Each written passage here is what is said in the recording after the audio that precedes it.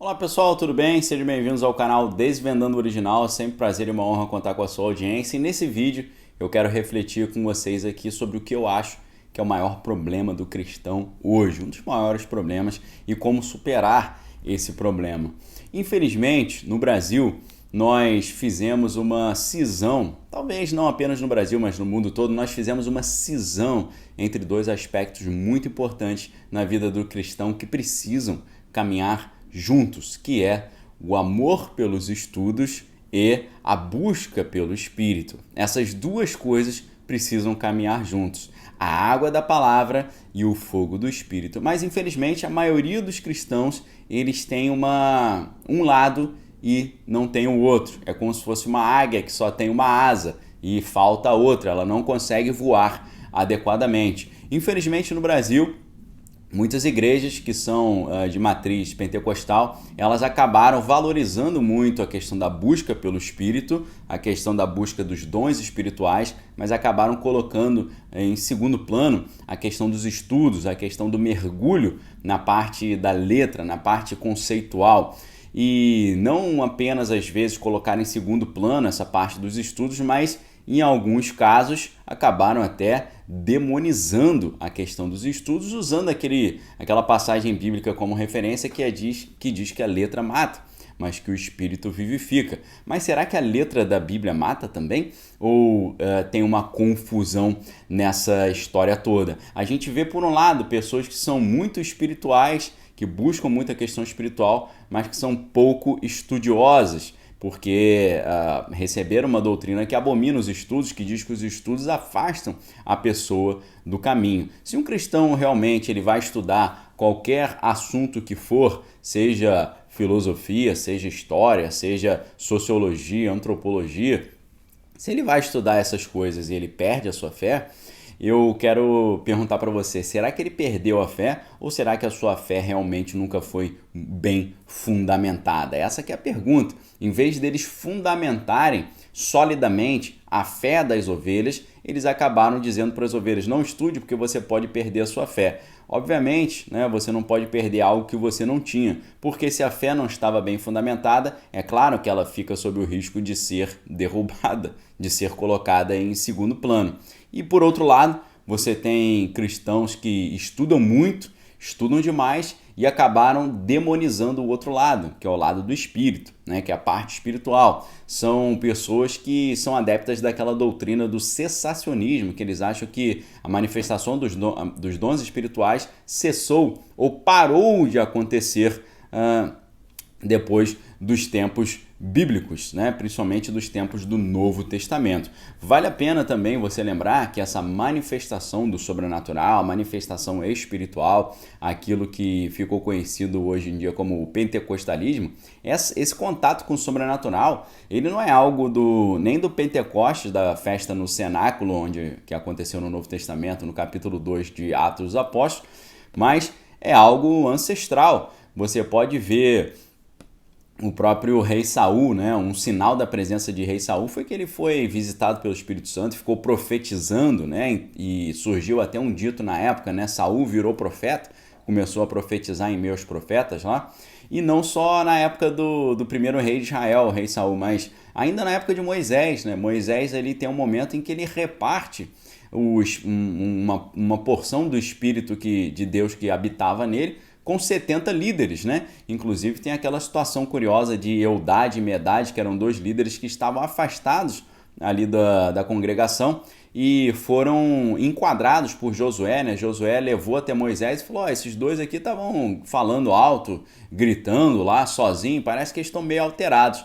E aí Moisés fala, quem dera todos tivessem um espírito como esses dois têm, né? Então você vê que essa questão da visitação do espírito, né, essa efusão espiritual, isso é algo do Antigo Testamento, perpassando o Novo, passando por toda a história e chegando até os nossos dias atuais, né? É por isso que alguns teólogos, né, e estudiosos da questão do pentecostalismo não falam mais até de pentecostalismo, falam de pentecostalismos, né, no plural, ou do princípio pentecostalidade, né, porque é algo que perpassa o movimento pentecostal. Na própria história da igreja, você viu uma época, né, uma fase que se chamava da mística, né, espiritual, quando havia essa busca pelo sobrenatural. Então, o que vejo eu, uma questão urgente para o cristão é que o cristão precisa ter a água da palavra e o cristão precisa ter o fogo do Espírito. Lembrem o que o próprio João Batista falou quando ele falou sobre Jesus. O que ele diz? Eu vos batizo com água, mas virá um após mim que é maior do que eu, e ele vos batizará com o Espírito Santo e com fogo. Eu creio que a grande questão para o cristão hoje é ele saber associar essas duas coisas. Não ter só o estudo e eliminar o espírito, e não ter só o espírito e eliminar o estudo. É aí que a gente vê o equilíbrio das duas coisas. A gente tem várias referências muito legais de pessoas que equilibravam essas duas coisas. Nós vemos, por exemplo, no próprio Novo Testamento, a figura do apóstolo Paulo.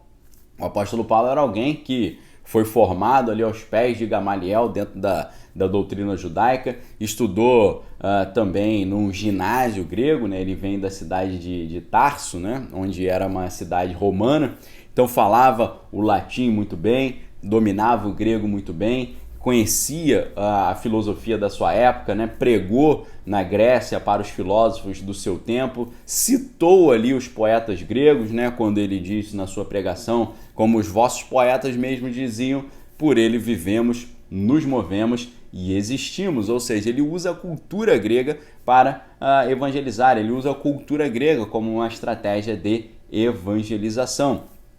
Paulo é um exemplo de um cristão que associa, né, o conhecimento, seja o conhecimento bíblico e o conhecimento da cultura da sua época, com o fogo do Espírito, manifestando, como você sabe, não preciso nem citar aqui, inúmeros sinais e prodígios e maravilhas. Era um homem de estudo e ao mesmo tempo era um homem de oração. E ele usava as suas ferramentas intelectuais que ele aprendeu na sua jornada de formação humanística, ele usava esses recursos para melhorar ou tornar mais eficiente a sua capacidade de evangelização. Você vê, por exemplo, uma outra referência nesse sentido, John Wesley, formado ali na Universidade de Oxford, né, vindo de uma trajetória acadêmica robusta, mas ao mesmo tempo é um dos pais, né, daquilo que ficaria conhecido depois como movimento pentecostal. Era um homem de muita oração, era um homem que no seu ministério manifestava também sinais, prodígios, maravilhas, curas. Era alguém que associava o conhecimento intelectual acadêmico, tanto que fez a tradução do Novo Testamento, fez muitos comentários bíblicos, né? Todo comentário bíblico já hoje a gente tem no Brasil, né? A Bíblia de Wesley, a Bíblia de Estudo de Wesley, que eu tive o prazer de ajudar a traduzir os comentários também, quando estava integrado na Metodista de São Paulo, né? Na Universidade Metodista de São Paulo, lá no Centro de Estudos Wesleyanos. Então, você tem no apóstolo Paulo, para mim, uma excelente referência da associação entre a água da palavra e o fogo do Espírito, e você tem em John Wesley também uma grande associação dessa entre a água da palavra e o fogo do Espírito. E é isso que está por trás aí, creio eu, dos maiores problemas do cristão hoje. Busca um lado, ignora o outro. O cristão fica incompleto nesse sentido. Tem uma reflexão muito interessante quando a gente olha o primeiro versículo da Bíblia que ajuda a gente a entender um pouco o domínio da importância desse estudo, né? Ou dessa conclusão, que você precisa ter os dois lados, o estudo e o espírito. Você vê, né, que a Bíblia fala, no princípio criou Deus os céus e a terra. A primeira coisa que a Bíblia fala que Deus criou foram os céus, né? E você vê que Deus cria os céus, depois a terra. O homem não é criado nos céus, ele é criado na terra, mas ele recebe uma porção terrestre e uma porção celestial. Porque apesar dele ter sido fabricado com os elementos da terra, do pó da terra, os átomos da terra, né, os metais ali e os elementos que estão todos na terra, né, você pode não ter percebido isso, mas os elementos químicos que estão na terra constituem o corpo humano, né? Você vê, por exemplo, o mesmo elemento que torna a terra vermelha é o que torna o nosso sangue vermelho, que é o ferro, né? Nós estamos impregnados de ferro e sem o ferro nosso corpo simplesmente não funcionaria. É estranho você imaginar que o seu corpo está impregnado de ferro, né? Mas é isso, né? Os elementos da terra, os metais alcalinos terrosos, né? E os outros metais estão dentro do nosso corpo, fazendo a nossa vida funcionar. Então você vê, Deus cria o homem do pó da terra, mas sopra nele o espírito, né? Então o homem é uma ponte entre o espiritual e o material. O homem é uma ponte entre a terra e os céus, é como se fosse um portal de conexão entre o mundo espiritual e o mundo físico, né? Isso já mostra essa dupla dimensão que o homem tem, o conhecimento e o espiritual, a água e o fogo, né? A palavra e o espírito. Só que aí quando a gente olha, ainda tem outro aspecto mais curioso, né? No princípio criou Deus os céus e a terra. Como é que é a palavra céus em hebraico? A palavra céus em hebraico é shemaim. Shemaim significa céus. E segundo uma interpretação muito interessante do famoso tradutor e poeta brasileiro Haroldo de Campos, Haroldo de Campos traduziu esse primeiro versículo da Bíblia, a partir do texto original hebraico, ele traduziu os céus como fogo, água. E aí, quando eu primeira vez tive contato com essa tradução, eu pensei, como assim fogo, água? Se fogo é este e água é maim, né? E ele mostrou exatamente isso. Fogo é esh, água maim. E aí, a esh e maim produzem, segundo essa interpretação dada pelo Haroldo de Campos, a palavra shemaim, esh, fogo, maim, água. Ou seja, na interpretação de Haroldo de Campos na sua tradução, o céu é composto pela união das ideias de fogo e de água, né? E a Bíblia diz que o cristão é um cidadão dos céus, é um cidadão celestial. E a gente olha, né? A essência, então, da ideia de céu é fogo e água. E quando o ser humano ele cultiva a água do Espírito, a água da palavra e o fogo do Espírito, ele se torna um cidadão celestial. O céu é fogo e água e o verdadeiro cristão precisa ser fogo e água, porque se ele é um cidadão celestial, ele tem que ter os elementos celestiais, a mesma essência dos céus, que é fogo e água, precisa estar no homem. Então, pessoal, preste atenção nisso. Se você está muito versado nos estudos, mas pouco no espírito,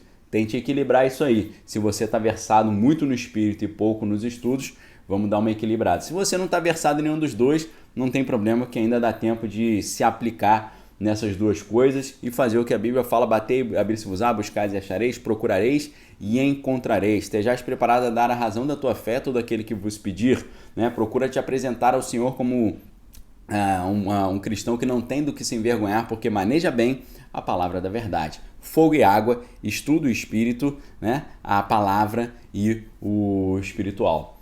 Com essa união, a gente faz a diferença e vive plenamente como cristão, atingindo a estatura da varonilidade de Cristo, ok? Fica essa sugestão para você, um forte abraço, fique com Deus, examine todas as coisas, retém que é bom, valeu!